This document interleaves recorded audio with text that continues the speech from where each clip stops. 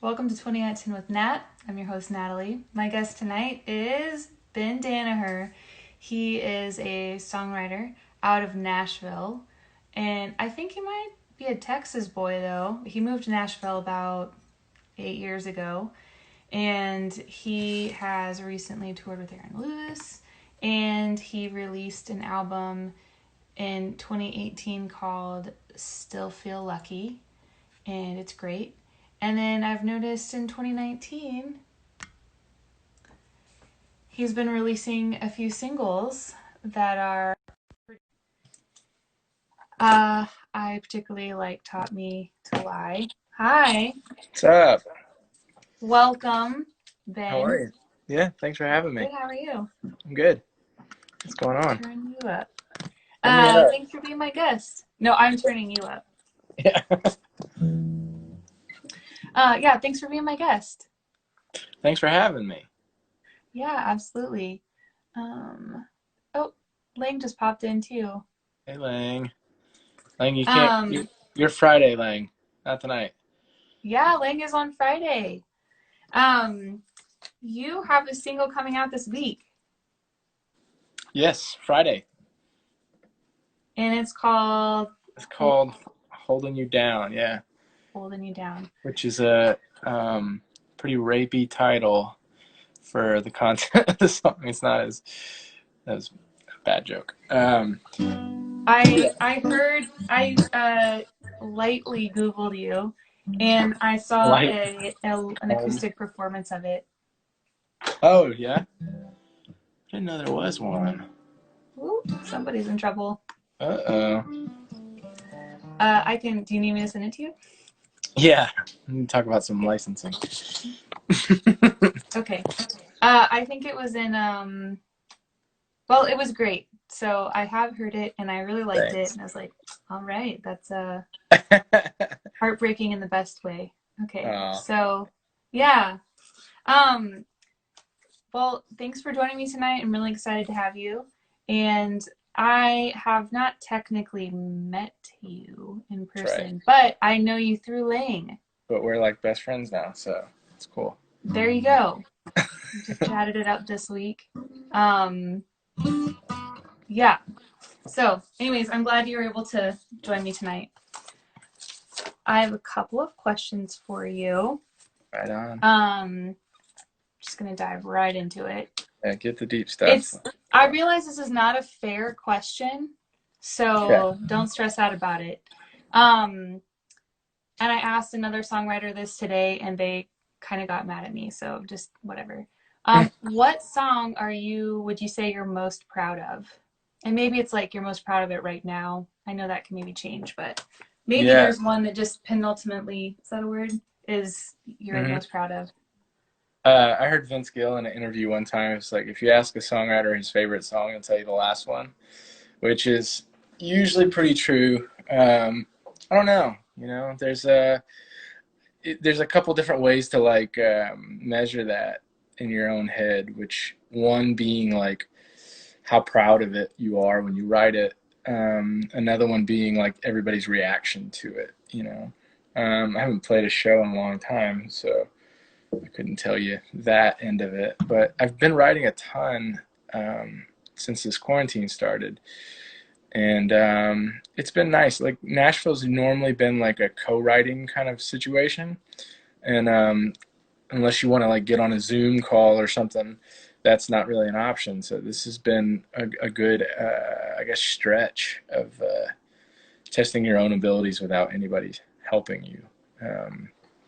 But I don't know. As far as like newer stuff, there's a song called "I'll Be Fine" or "It'll All Be Fine" that I really like, just because it's relevant to the times, and I felt like a good representation of the world we're in right now. So, Are you, side note, this is slightly off topic. Are you near your router? Your oh voice no. is cutting out a little bit. The picture Uh, is fine. I don't know if everyone else can hear you clearly. okay. Do I need to log out and come back in? I don't know. The video is fine, and just your voice is kind of cutting out. It's very strange. Okay. Is that any better? I was gonna say like I don't know if your internet's like if your router's nearby, but Hang on. and now the video is frozen. Okay. Yeah, All right, let's try that. okay. Is that is that better? I think so. I wasn't on We'll Wi-Fi. find out. Yeah. Oh, okay. Well, you do Now I sound am. better now. Okay, good. Yes. Okay, cool. You were saying, I think this is what you said. Tell me if I actually heard you. So basically, what I think probably most songwriters will say is the song you're most proud of is the one you just finished, or hmm one of the most recent ones you've done. Yeah. And you said I'll be fine. Yeah, there's a song called "It'll All Be Fine." Okay. That I think just because one, I wrote it by myself, which I hadn't done in a while, and you feel proud when you're the only person contributing the lines. It's like some kind of like there's no one else to like kind of go, oh, so and so wrote that line, or I can tell so and so wrote that with you or whatever. But yeah, also it just kind of like was a really honest take on what we're doing right now. So those are usually the best ones for me. Cool. Yeah. Um,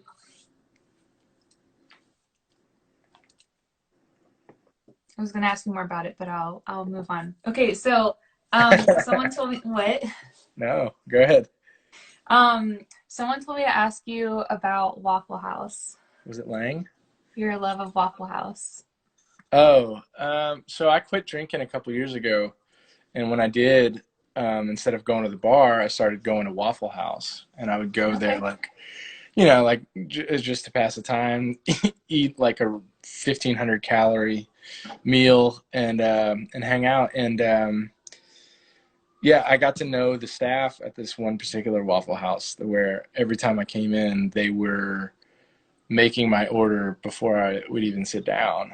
And the same waitress, this is like 2 or 3 times a week, the same waitress rang up my order, and never the total was never the same twice. For like a year.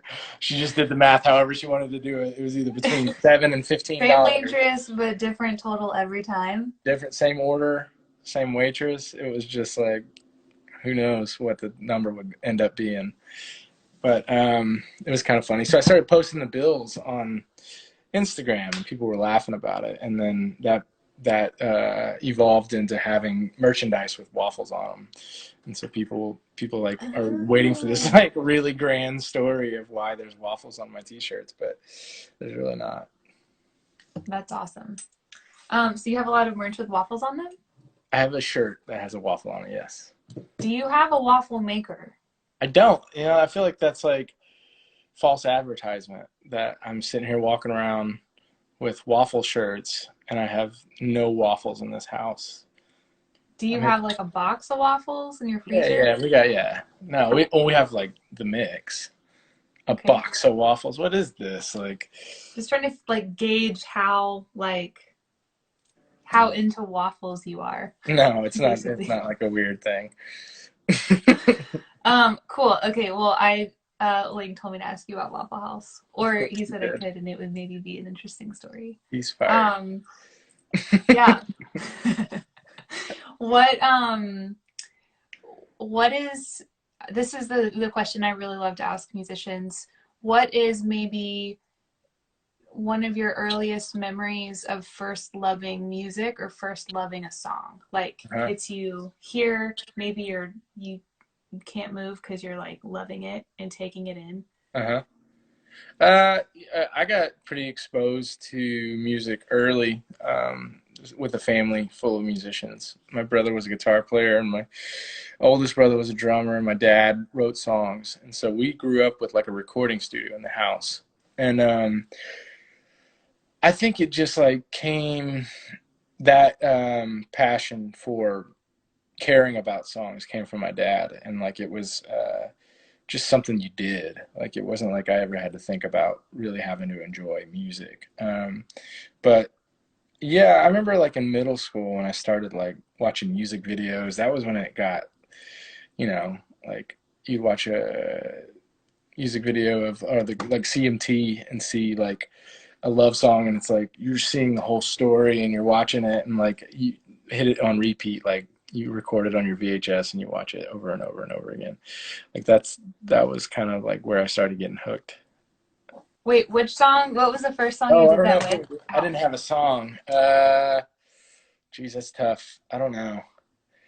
I've been through many phases of what I like to listen to. Um, any song you remember that you had on repeat? uh, on I the first CD I bought was the Dangerous Minds soundtrack, and Dangerous what? Dangerous Minds. You remember that movie? No, I don't. You just agreed, like, yep, yep.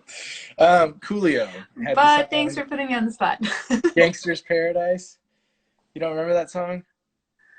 No, I was very sheltered and only allowed to listen to Christian music. You don't remember? Okay. Um, I'll send it to you. Okay. Gangster's Paradise was like one of the first. Okay. This is like so me, you know?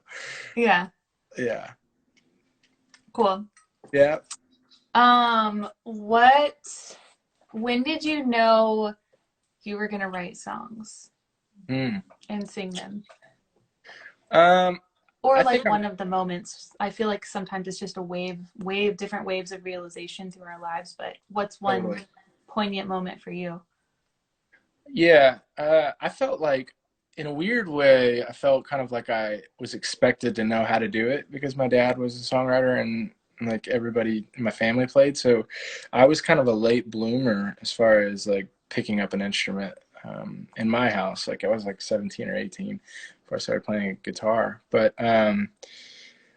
I think I'm still on a quest to prove that I'm allowed to be doing this. You know, it's like there's like this imposter syndrome that lives inside of me that won't let me believe that like this is that I'm a professional at this.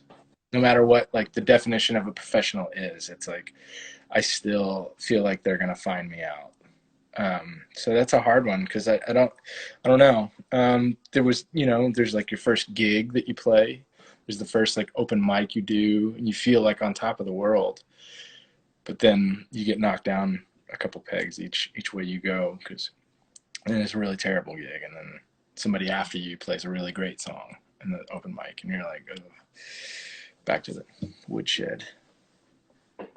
So, because I would say I struggle with the same thing, but because of the opposite reason.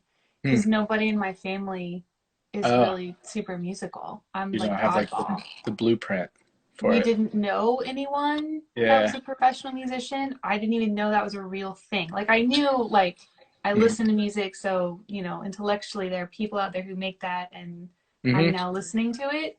But like I didn't know anyone personally and didn't know that was a real possibility. And so I feel like I'm constantly fighting the battle of like this is not a real thing. Yeah. Yeah. I mean, that's a very real feeling for most musicians, I think. Just because it's such a subjective profession, like the people that are saying yes or no, it like most of the people that I've come encounter with, especially in Nashville, like I don't respect their opinions sometimes. And you're like, wait, you believe in this, but you're telling me that I'm not doing something that's right.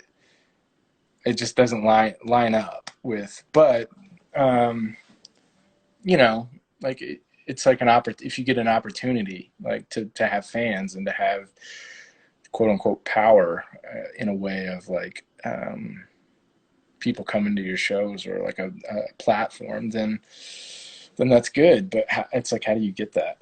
You know, like who's the person that's like you today? Yeah. You're going to be the musician. You know, Yeah.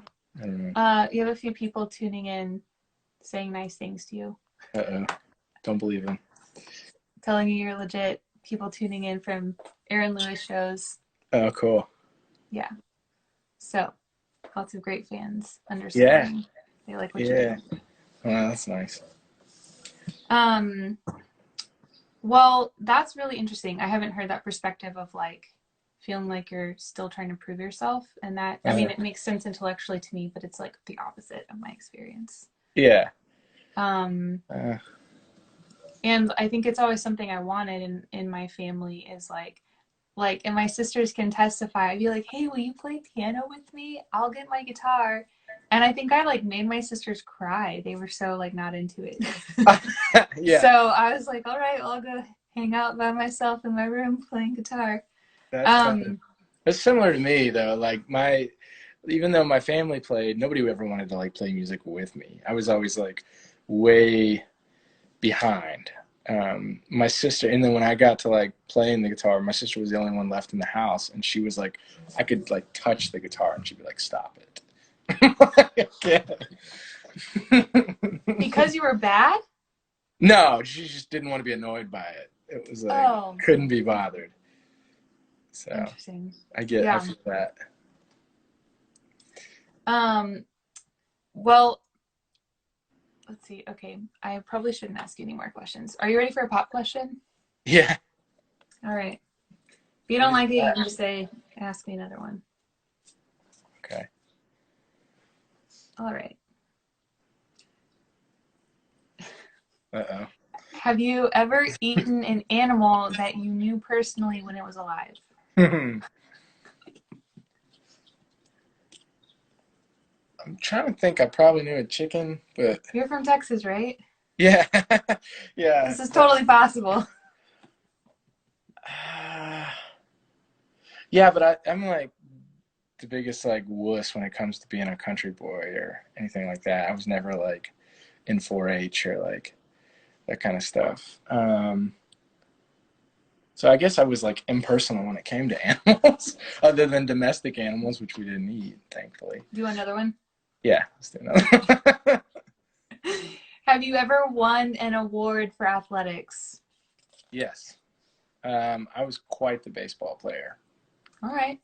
Um, What position? I played shortstop and catcher, and I got a scholarship to play at a junior college, but I didn't actually take it because I had a grant to go to any 4-year school for academics, and ended up getting cut from the team at Texas State. Nice. Yeah. Okay. I started drinking. Then I started drinking right after that. So you played at Texas State? No, I didn't. I didn't make the team. No. Oh, you didn't make the team. They Okay. yeah. They cut me. They're like Bummer. Okay. yeah. Yeah. Very cool. Yeah. Um, do you have a question for me? Yeah. So you moved to Austin from Dallas when? 2010. 2010. 10 years ago this month. And you've been putting out music or working on music? I've been finding my way. Yeah. Yeah. That's I've put out what, one project. okay. So what's next? What's the plan? Like, what are you gonna do? Does You don't anybody have know? a plan anymore? Some Um, people do, but I don't know if you're too confident, it seems weird. It seems a little fishy. yeah, I feel like I'm rethinking everything. It's easy. Well, I've just written a song that is produced and I got a master back and I love it. Hmm. Um, you know Brian Douglas Phillips? Hmm. Um, he produced it. And then I have another song in the works that is I've recorded the instrument, I've recorded the vocals and harmonies. Hmm. It's been in production since February and I haven't heard anything. So I kind of am like hands off and like I don't know if it's dead in the water or if it'll come back to me. Um, I'm just letting it be for now, but I would like to release them as singles. And they're Yeah. very different songs. Um, the other one that's kind of in limbo is The Island. It's the one I play on the finger piano. Uh-huh. And it's obviously different from anything I've written because it's a different instrument. And Sure. I'd love to. I play it almost every show. I'd love to release it, but I gotta You get play it. the finger piano at your show, Uh, I just or you just sing couldn't it? bring my guitar one week on a family vacation That's that I amazing. turned into a work trip. I was like, no, this is gonna be a work trip. I was in a song. Oh yeah, like it's on my taxes too, and I worked on that trip. That's amazing. Um, I was in a songwriting group. The prompt goes out Monday. It's due Sunday night at midnight. And so I just had this kalimba, and I was like, this, I have to write a song on it. And it's one of my favorite songs. So, Wow. I didn't realize that other people were doing songwriting groups.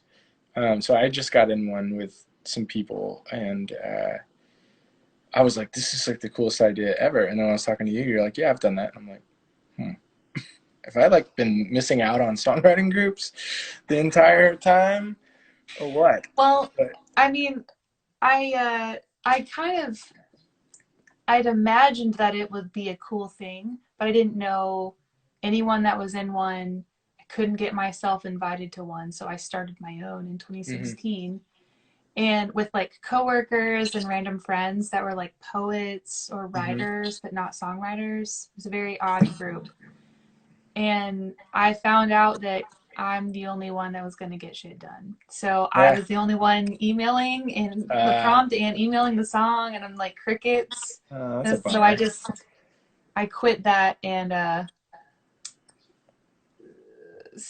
someone had a question. Um, I'll ask you in a second. Yeah. Um, yeah, I quit it, and then I somehow got myself invited into this other songwriting group. Ooh. And yeah, I was like, can you please get me into this group? Yeah, Please? I It know feels all someone. like you're being sneaky or something, Yeah, but yeah, that was one of the biggest uh, good changes for me, specifically in this Austin songwriting community, is getting into that group. So, yeah, yeah. yeah. What a way to like meet like-minded people and Yeah. just kind of like share experiences and roadmaps of especially the community of Austin. Austin has such a uh, great base of people there. Yeah. I miss living in Austin because of that. And ironically enough, you know, you can make a record in like a half hour here in Nashville because everybody is so fast and so good. But lately during this quarantine, it seems like I've been like emailing tracks to people in Austin, which has kind of been nice because it's like I don't think when I was living there I was like up to snuff of being a musician that was good enough to do something like that. And so now I get to like go pick the people that I really like their style and be like, hey, will you put a guitar track on this or will you do whatever, you know? Um, what else was that? Oh, the songwriting group. Do you get competitive in that? Competitive?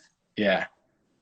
I know it's not what it's Uh, about, but like I can't help myself but be like, you I'm guys a are very going down. competitive person, I will Yeah. say.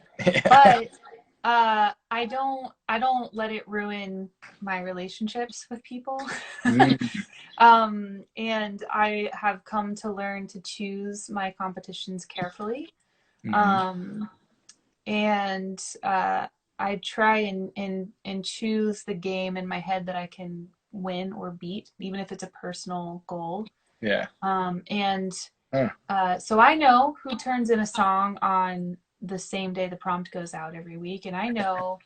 Uh, Actually, my competition is to see how close to midnight can I get my song in and still get in. uh, Procrastinator. Gosh.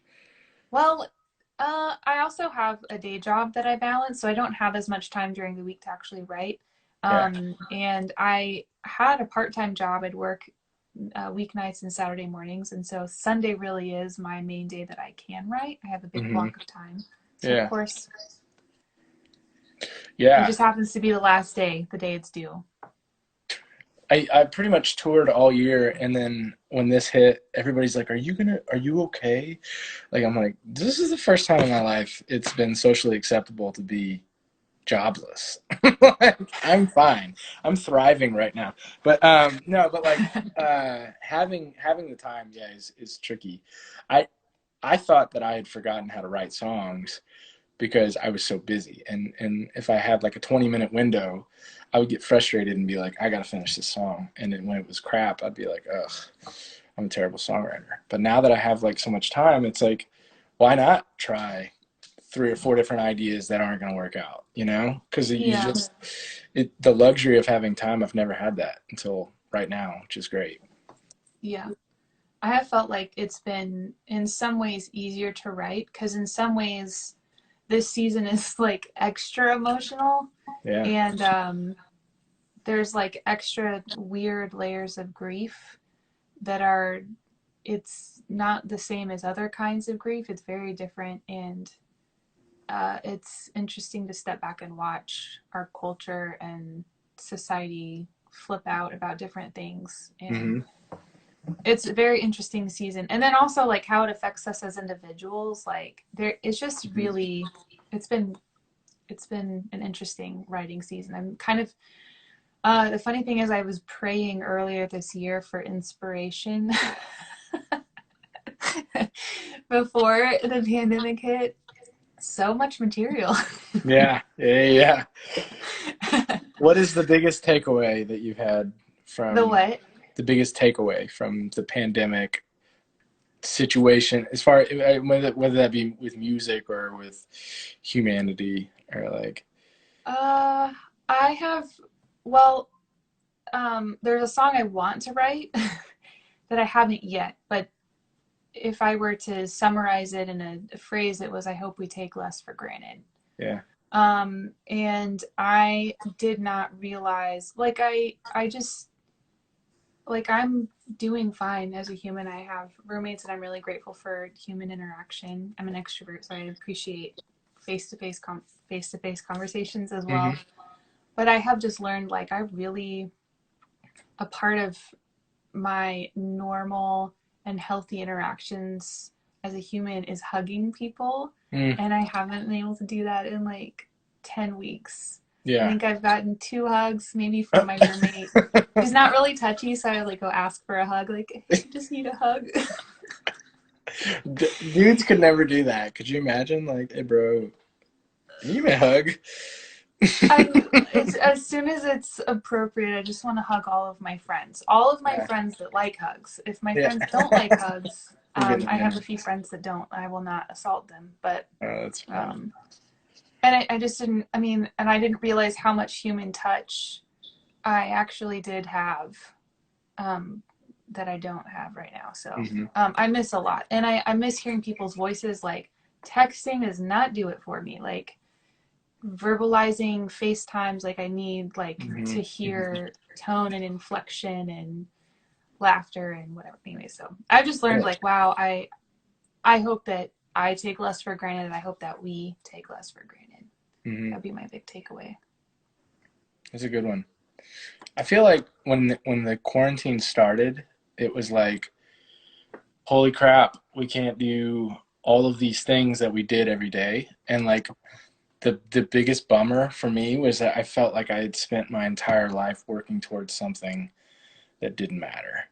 And not that like making music doesn't matter, but like I mean, like a meteor could hit the earth or something or whatever, like, and stressing about whether or not you have fans show up to your show or if your single did good or if you got on a playlist or whatever is so frivolous compared to like being a decent human being and like having a community of people that you love or whatever.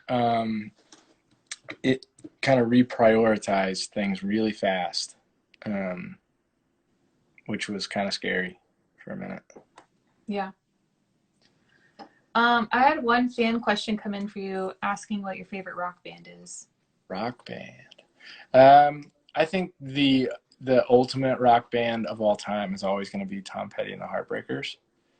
They Nice. were just so cool, but they got really. Our culture has it's become really cliche to like that, but I was at my buddy Ben's the other night, and we had a record on, and it was like, yeah, everything Mike Campbell played was perfect. Like, it was just the perfect band, the perfect time. So that's my answer. Awesome. No, yeah. Great answer. Thank you. Okay, I'm gonna answer a pop question and you have a song you wanna play? Yeah. Okay. Have I ever made out with someone in a closet? No, actually. No, actually. Is that a thing that everybody does? I think Am in I middle missing school out? there's a game called 7 Minutes in Heaven. Now, I don't know from experience, but there's a game where you have to go into a closet and shut the lights out. And I think a lot of like little boys turn into men. Just kidding. Sounds a little questionable in the age of Me Too, but yeah, if that was really it's bad. consensual, then Yeah. Yeah. And the next song is called Holding You Down.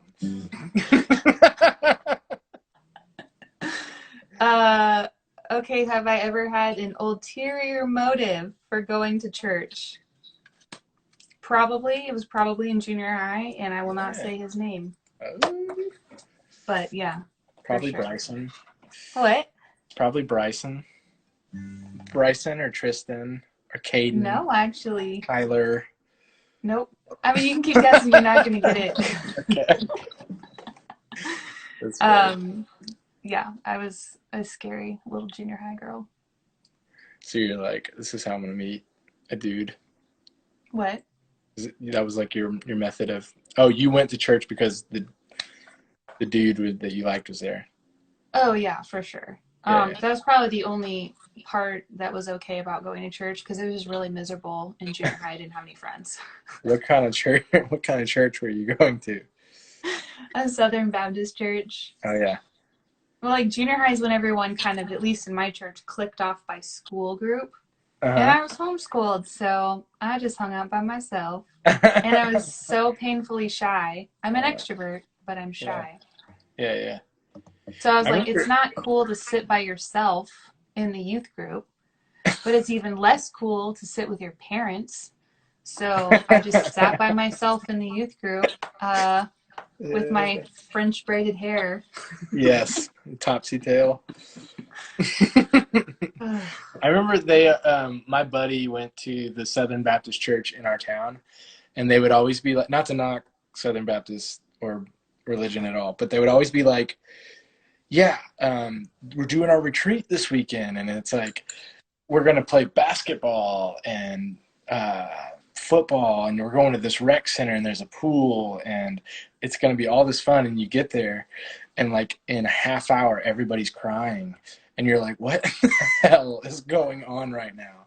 It's like, crying? It's like, have you been saved yet? And I'm like, so much pressure. Oh, okay. I was like, they actually followed through at my church at the camps and stuff. There was a lot of outdoor game time, but also serious worship time too. Sure. That's awesome. Oh yeah, you should play a song before we get derailed in more youth group stories. What can we talk about next? Politics? All the things. Yeah. All right. So I guess I kind of am obligated to play this because it's coming out on Friday. And any new ears get on it would be great. Let me put in headphones real quick. You're like, just kidding, earplugs.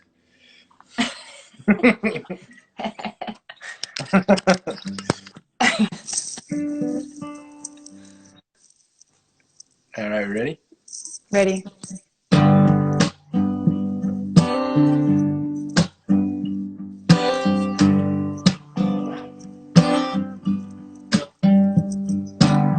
Someone like you, well, someone like me. What kind of fool would you have to be not to see that you could have your pick with anyone in this town? Am I holding you? Or am I holding you down?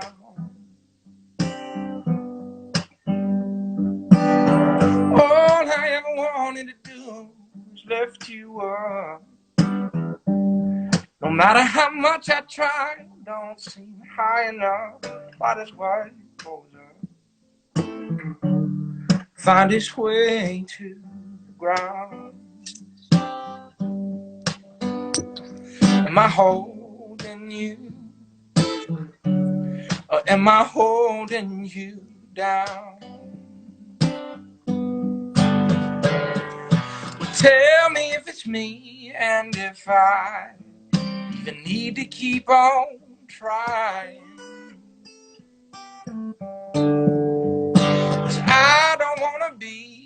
the one that's keeping you from flying.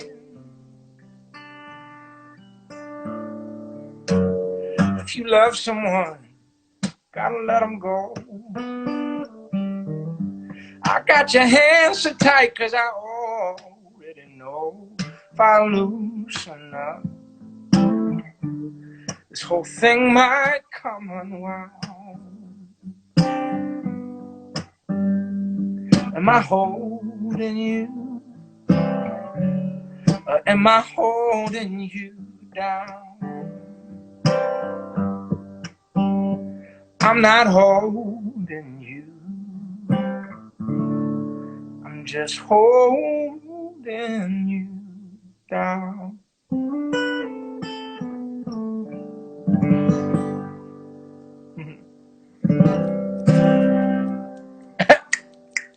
Snaps. Well, like I'm a very loud clapper. I don't like It's a great trait. destroy. I mean, Instagram sound already sucks. So I don't want to like destroy people's ears even further. That's funny. Yeah. How are we on time? We're running pretty long, but I'm gonna close this out with a song too. Yes. I keep changing my mind what to play though.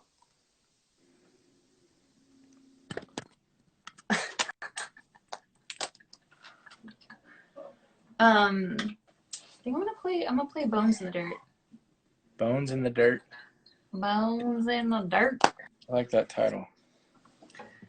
I do too.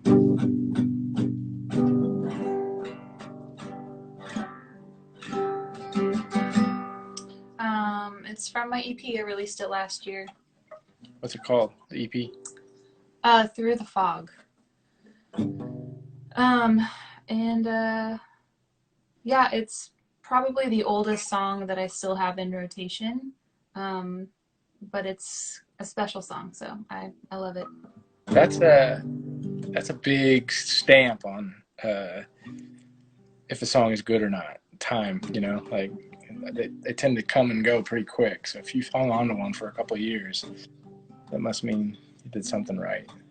Yeah, this one was one of those lightning bolt songs, which I felt really insecure about for a while, and I've revised it from the original version, but it has in some ways become more true about my life, which is weird and bizarre. So that's kind of why it's special, just because I feel like in different seasons I relate to different parts. Yeah. And it's kind of eerie almost. Interpret it differently. Yeah. Do you find, sorry, I'm like sidetrack you here. Do you find whenever you write a song fast, like say you get super inspired and like it just comes out on the page, do you feel insecure about those because they were so easy to write? Like you didn't have to like wrestle it and which I feel like should be the opposite. Like if something came that easy, then somebody's going to interpret it that easily. But yeah, we beat ourselves up over that. Like, well, it's kind of the same. So I have a new one. I think you've heard it. It's about my grandma. Mm-hmm. And I realized like it came out pretty fast, and I kind of just wrote it almost like a conversation, like very casual in the way the words are. Mm-hmm. And after I had to step away from it for a couple of days, and I realized, oh, I need a middle verse. Mm-hmm. And so like most of the song was very easy to write, and it's there, and I resonate with it, and I feel like it's a great song. I mean, it's probably a little rough around the edges too, but it's a great song. I realized like, oh, so actually I was going to try and write the middle verse and play it tonight. And I only got half of the middle verse. And I was like, dang it, it's not ready in its entirety to play tonight. But yeah, I was kind of insecure about how quickly it came together. I'm like, well, can I keep it that way? Like, is that okay? Like, yeah. Who says, you know? It's like the ruler of all imposters is going to come in and be like, no, well, it only took you 20 minutes to write that, so.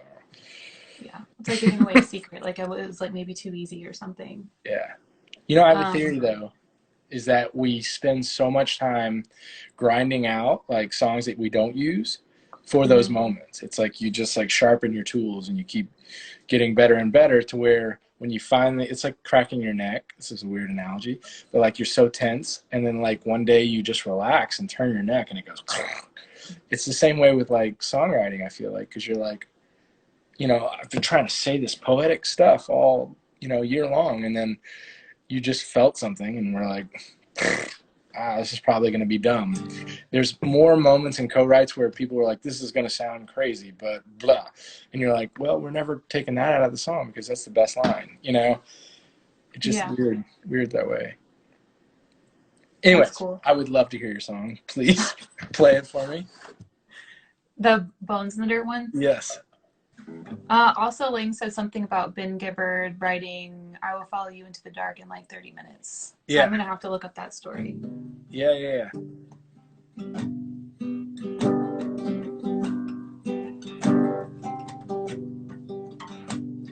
Tomorrow steals what once was today's. The blessing that you once gave, you now take. Now there's a void like an empty quiver. You showed me that I loved the gift, not the giver. Oh, how this heart has failed me again. I've fallen into a terrible sin. I've been asleep when I should be awake, pretending I'm good for my very own sake. 'Cause I love the things of this earth, things that decay like bones in the dirt. It's clear you set on setting me free. I can only be saved if it's you saving me. I can only be saved if it's you saving me.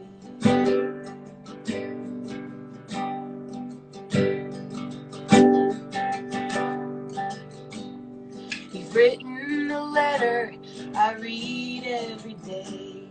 The truth keeps me on your narrow way. You know I'm a rebel, a cheat and a fool, a wandering woman in all that I do. 'Cause I love the things of this earth, things that decay like bones in the dirt. It's clear you set on setting me free. I can only be saved if it's you saving me. I can only be saved if it's you saving me.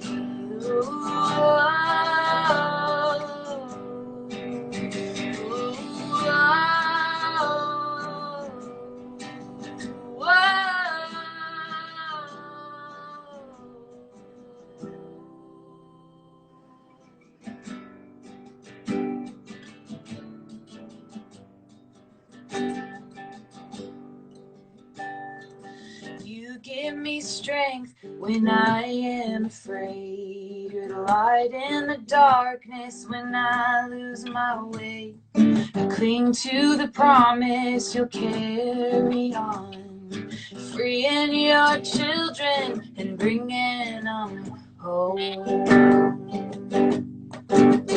Oh, but I love the things of this earth, things that decay like bones in the dirt. It's clear you set on setting me free. I can only be saved if it's you saving me.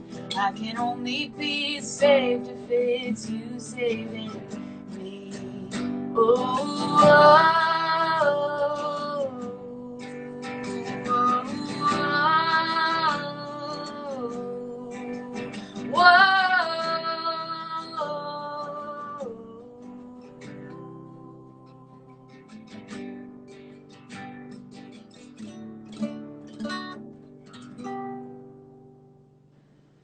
Yes. Smack. That was great. Thanks. I love that thought of, you know, that's kind of like what we were talking about earlier, the clinging to things that are going to go away eventually, you know, or just Yeah. not matter at the end of the day. That's cool. It's a great song. I'm gonna have to Well, go thanks. check out the EP, Through the Fog. Yep. Yep. It's Cool. like the only thing I'm searchable on all the digital places. Mm-hmm. Um, yeah. I have I don't know if I have you linked in my bio. If I do not, you're about to be. So everyone who's watching tonight, if you don't know Ben's music already, you should. I'll put him in my bio. You can go find him, give him a follow, and then check out the single coming out this Friday. Yes. Um, huh? Yeah. Yeah. Yeah. Yes. I support that. Yes. Awesome. Um, cool. Well, thanks so much again for joining me, Yeah. Thanks and for everyone having for me. hanging out. I'll be here tomorrow with another guest, Drew Who you got? Davis. Drew Davis. Right on. Yep, she's great. Um, cool. Well, have a good one. Yeah. Thank you. And I'll see y'all tomorrow.